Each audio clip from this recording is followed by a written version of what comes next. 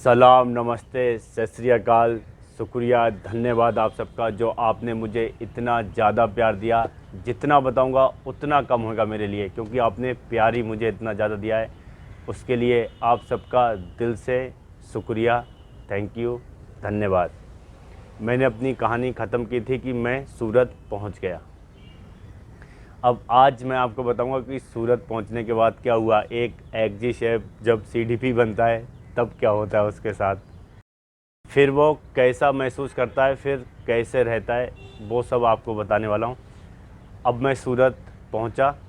Hotel बहुत बड़ा था, 195 रूम का होटल था। टीजीपी, शायद जिसने सुना होगा उसको पता है या देखा होगा, बहुत बड़ा होटल। अभी तक का मेरा सबसे बड़ा होटल वही था, द ग्रैंड भगवती। अब पहुंचा, होटल देख के तो खुश, स्टाफ इतना वहाँ, मतलब जिसकी कोई हद नहीं। हम बेकरी में सिर्फ 22 लोग थे, मतलब होटल की बेकरी में 22 लोग होना बहुत बड़ी बात है। अब मैंने ट्रायल दिया। वहाँ जो बेकरी में शेफ़ थे वो थे हर्षल शेफ़। एकदम कम उम्र के थे, मुझसे भी शायद छोटे होते, लेकिन टैलेंट था उनमें। कई चीज़ों में वो बहुत माहिर थे और इंसान को समझ भी लेते थे। एक ये भी उनमें टैलेंट था। अब मुझसे वो मिले, फिर मैंने ट्रायल दिया। ट्रायल में मैंने ब्रेड, केक, डेजर्ट सब बनाया और मैंने थोड़ा सा फोकस चॉकलेट गार्निश पे रखा था, क्योंकि मैंने सीखा इतना था चॉकलेट का काम। मैं सऊदी में रह के आया था 2 साल, तो मैंने चॉकलेट बहुत बनाई वहाँ, गार्निश। हर्षल शेफ़ को बहुत पसंद आया, क्योंकि बड़े होटल में क्या होता है, शेफ़ तुम्हारे ऊपर छोड़ता है, बोलता है तुम्हारा डिपार्टमेंट है, तुम जानो, पहले तुमने सेटिस्फेक्शन होना है, उसके बाद में हम बोलेंगे। और मैंने ब्रेड बास्केट, ब्रेड रोल सब चीज़ बना के, थोड़ी सी मैंने डिस्प्ले भी बनाए थे मछली के, ब्रेड के, पूरे बास्केट में सजा दिए। डेजर्ट शेफ़ आया, देखा शेफ़ ने, शेफ़ भी खुश हो गया। फिर बात अटकी सैलरी पे। मैंने बोला था शायद मुझे 24,000 या 22,000 चाहिए, तो हर्षल शेफ़ ने बोला यार इतनी सैलरी मेरी भी नहीं है। लेकिन हर्षल शेफ़ की 20,000 सैलरी थी, लेकिन उन्होंने अपने आप से ज़्यादा सैलरी मुझे दिलाई। मुझे उन्होंने 21 सैलरी या कुछ दिलाई थी या 22, क्योंकि वो पहचान गए थे मुझे। मैंने आपको बताया ना, उस बंदे में मतलब पहचानने की ताकत थी, तो मैंने ज्वाइन किया। मतलब होटल इतना बड़ा था, आप अगर काम ना करना चाहो तो, जैसे आज आपका काम करने का मन नहीं है तो आपने राउंड पे निकल जाना है। एक राउंड मारोगे, 2 टावर थे, तो दोनों में जाते जाते मतलब आपका 3-4 घंटे निकल जाएंगे। ऊपर जाओगे, किसी से मिलोगे, बैंकोट में ऐसे ऐसे टाइम पास कर सकते हो। कैफेटेरिया इतना बड़ा, वहाँ कैफेटेरिया में कम से कम 12 स्टाफ था। मतलब जिस होटल से मैं गया था उस होटल में मुश्किल से 14 स्टाफ था किचन में, या 12 ही होता।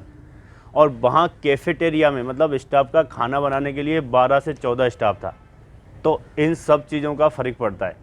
तो मुझे कहीं से भी ज़रा सा भी दुख नहीं था कि यार मैं सीडीपी में काम कर रहा हूँ, क्योंकि मैं ये चीज़ जानता हूँ, ये होटल इंडस्ट्री है। आप शेफ़ से सीडीपी बन सकते हैं, सीडीपी से शेफ़ बन सकते हैं, कब आपका टाइम आएगा आपको पता नहीं है। जीएम से बंदा एफएमबी मैनेजर बन सकता है, एफएमबी मैनेजर से कभी रेस्टोरेंट मैनेजर बन सकता है। होटल इंडस्ट्री में कभी ये चीज़ें होती रहती हैं, कभी आप ऊपर हैं कभी नीचे हैं, तो आपने दिल पे नहीं लेना है। और मुझे पता था अपने बारे में कि मैं कौन हूँ। मैंने कहीं किताब में थोड़ी लिखा था कि मैंने अब एग्जीक्यूटिव शेफ़ ही रहना है, हमेशा शेफ़ में ही काम करना है। कोई बात नहीं है, फिर बनेंगे। तो वहाँ ज़्यादा सुकून था सीडीपी में। हम 2 बजे जाते थे ड्यूटी, तो 2:30 बजे तक होटल पहुँच जाते थे। खाना फाना खाया, 3 बजने में 15 मिनट बाकी होते थे, हम किचन के अंदर होते थे बेकरी में। देखा आज क्या क्या काम है, बस अपने काम पे लग गए। मैंने एक एक दिन में 4-4, 5-5 हज़ार पेस्ट्री बनाया। वहाँ काम बहुत था और काम करने का मज़ा भी बहुत था वहाँ। और वो एक चैलेंज था, क्योंकि वो प्योर वेजिटेरियन है टीजीपी। अब मैंने तो कभी प्योर वेजिटेरियन में काम किया नहीं था बेकरी में, तो बहुत मज़ा आता था। वहाँ प्री मिक्स होते थे, तो पेस्ट्री, केक, ये मुझे शेफ़ यही देता था बनाने के लिए। तो मेरी एक ऐसी टेबल थी, वहाँ कोई टच नहीं करेगा मेरे जाने के बाद, बस मैं।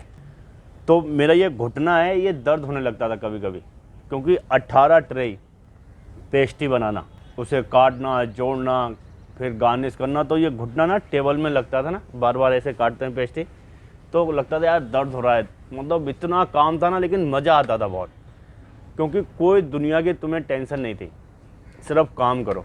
तो बहुत मज़ा आया। जब ओपनिंग थी तब धोनी, बिपाशा बासु, कपिल पाजी आए थे ओपनिंग वाले दिन। तो सारे लोग देखने जा रहे हैं, लोग मुझे भी बोल रहे हैं चलो देखने। मैं बोला यार इतना काम पड़ा है, कैसे जाऊँ काम छोड़ के। मैं बोला ज़िंदगी रही तो कपिल पाजी, बिपाशा बासु, धोनी को दोबारा देख लेंगे, लेकिन ये काम नहीं हुआ तो आज हम ही धोनी हो जाएंगे, हमको ही भगाएगी कंपनी।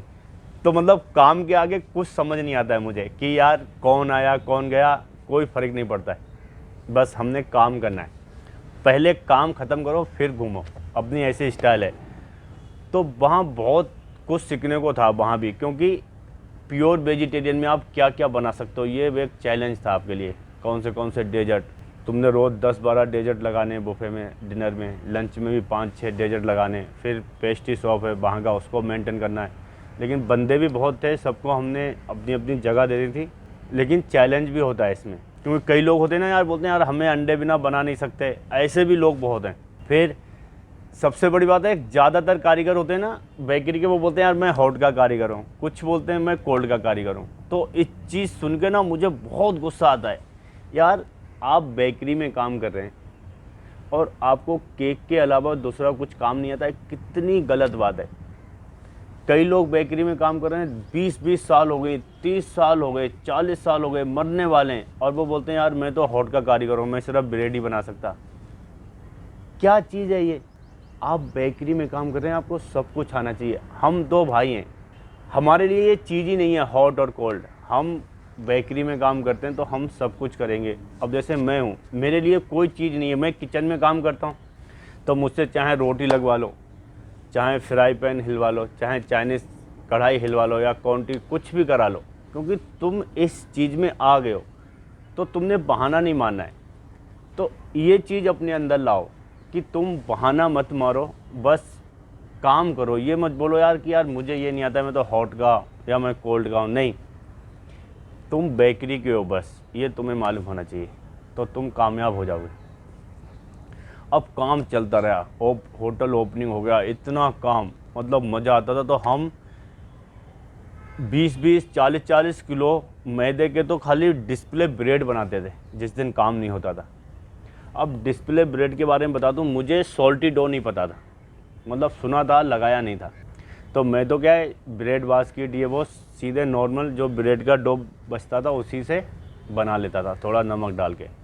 लेकिन जो सॉल्टी डो होता है ना, वहाँ मैंने देखा, ओहो, उससे इतना मज़ा आता है ब्रेड डिस्प्ले बनाने में, और वो बहुत दिन चलते हैं, उनका बहुत लॉन्ग टाइम होता है। कभी फ्यूचर में मैं जब अपना स्टूडियो बना लूँगा वीडियो बनाने का, तो मैं आपको ब्रेड डिस्प्ले, दुनिया की चीज़ें बताऊँगा, जिंजर हाउस, मतलब मैं बेकरी को अलग लेवल पे ले जाना चाहता हूँ वीडियो में।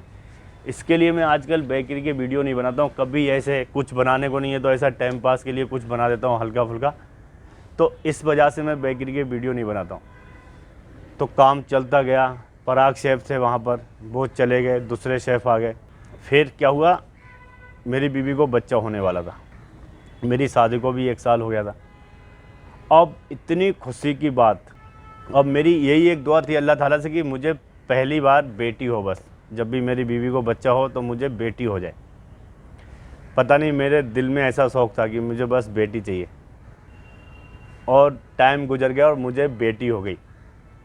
तो आपने बहुत सारे काम किए होते हैं, मतलब आप शेफ़ भी बन जाते हो, आप कामयाब हो जाते हो अपने कुछ भी काम में, वो भी एक खुशी की बात है। लेकिन जो बाप बनने की खुशी है ना, वो इन सबसे ऊपर है। मतलब इतनी खुशी होती है आपको, इतना प्राउड फील होता है कि नहीं यार मैं बाप बन गया, मतलब बहुत अच्छा लगता है। तो सेम मेरा था, मतलब लोग बोलते हैं ना कि लड़की होने पे तुम मिठाई नहीं बांट सकते, सब पागल होते हैं यार। बच्चा बच्चा है, हमको पहली बार बच्चा हुआ है, हम बाप बने, ये बहुत खुशी की बात होती है। तो मतलब कुछ नहीं है तुम्हारे लिए कि मिठाई नहीं बांट सकते बेटी होने पे, ये दिमाग ख़राब है लोगों का। तो मैं तो इतना खुश था ना जिसकी हद नहीं। तो मैंने बोला अपनी मम्मी को कि मम्मी मिठाई बांटेंगे। मम्मी ने बोला मिठाई तो बांट देंगे, कोई बात नहीं, लोग बोलेंगे इनको देखो कितनी चर्बी चढ़ी है, लड़की होने पे मिठाई बांट रहे हैं। मतलब उन्होंने हमारे गांव के लोगों की बात की कि ऐसा सही नहीं, अच्छा नहीं लगता है। मतलब बांटेंगे ना, लोग गालियां देंगे, बोलेंगे क्या दिमाग ख़राब है, मिठाई बांटते फिरते हैं। तो फिर नहीं बांटी। मैं बोला चलो कोई बात नहीं, लेकिन खुशी जो थी मैं वो बता नहीं सकता। फिर काम चलने लगा, 2012 आगे काम करते करते। और वहाँ क्या किया था मैंने जब ड्यूटी ज्वाइन की थी तो मैंने कसम खाई थी कि किसी को कुछ नहीं बोलूँगा। तो मैं सीधा जाता था बेकरी के अंदर, चुपचाप सिर्फ काम करता था, किसी को कुछ नहीं बोलना है। और वहाँ कम से कम 100 से 125 स्टाफ था, 125-130 स्टाफ था किचन में, सिर्फ किचन का बता रहा हूँ ये। लेकिन मैं मुश्किल से उतने स्टाफ में से 10 लोगों के भी नाम नहीं जानता था, बेकरी के अलावा के लोगों के, क्योंकि मैं कहीं जाता ही नहीं था। और उस किचन में क्या था, बैंकोट में 2-3 लड़के थे, वो मेरे साथ में वहाँ थे बड़ौदा में। तो उनकी ट्रायल लेके मैंने उनको बेंगलोर भेजा था, तो उनको भी मैंने वहाँ बुला लिया था। क्योंकि यहाँ क्या था, सैलरी तुम्हें एक तो ज़्यादा दे रहे थे, और तुम जब बंदा बुला रहे थे ना तो 500 रुपये दे रहे थे कंपनी एक बंदा बुलाने के, क्योंकि स्टाफ इतना ज़्यादा चाहिए था। तो मैंने उनको बुला लिया था। तो उनको पता था कि मैं शेफ़ था वहाँ बड़ौदा में, तो उन्होंने 2-4 लोगों को बता दिया था कि शेफ़ तो वहाँ एग्जीक्यूटिव शेफ़ था, लेकिन मैंने किसी को नहीं बताया था। क्यों बताना यार, मैं था, अब थोड़ी हूँ, अब तो मैं CDP हूँ। तो वो मुझे उस नज़रों से देखते थे। फिर उनके जो दोस्त थे उन्होंने जिनको बता दिया था किचन में बैंकोट में, वो भी मुझे बहुत अच्छी नज़रों से देखते थे कि यार शेफ़ था, अभी CDP बन गया, कैसा लगता होगा। लेकिन मुझे कैसा भी नहीं लगता था, मैं खुश था। मैं एग्जीक्यूटिव शेफ़ था 16,000 का, अब मैं CDP था 21,000 का, और 9 घंटे की ड्यूटी, कोई टेंशन नहीं सिवाय काम करने के अलावा। मतलब मस्त थी ज़िंदगी, सही कट रही थी। फिर काम करते करते ऐसे ही दिन निकल गए और आ गया 2012 एंड पहुंच गया। फिर मेरे दिमाग में आ गया काम करने का, बिजनेस करने का।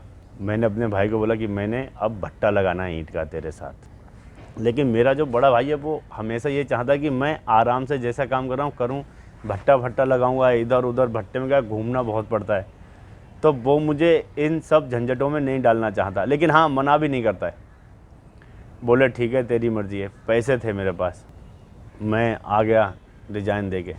अब मैं पहुंच गया भट्टे पे, हरीज गुजरात में ही है।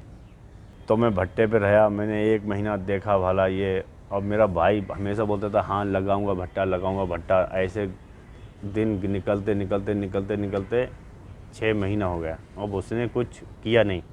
अब मुझे आ गया गुस्सा कि यार क्या ड्रामा है साला, इतने दिन से घूमा घामी कर रहे हैं, कुछ हो ही नहीं रहा है। फिर ऐसे ही बैठे थे मैं मम्मी सब, तो हमने डिसाइड किया चलो अब घर बनवाएंगे। जो हमारा बाजू में प्लाट पड़ा था, बस काम छिड़ा दिया। हमारा प्लान था 1 फ्लोर बनाने का, मतलब 2 घर हो जाएंगे हमारे आजू बाजू में। जब वो वहाँ लेंटर तक पहुँचा, प्लान चेंज हो गया। हमने बोला ऊपर भी बनवा देते हैं। फिर ऊपर भी दोनों में बनवा दिया, मतलब यहाँ से यहाँ तक, फिर दोनों के ऊपर। फिर उस टाइम पे हमारे घर में बाउंड्री हुई, नहीं तो हमारा घर बिना बाउंड्री के ही पड़ा था। फिर जब काम छिड़ा तो ऐसा छिड़ा कि ऊपर भी बन गया, बाउंड्री भी हो गई, सब कुछ हो गया। फिर भाई की इंगेजमेंट हो गई थी।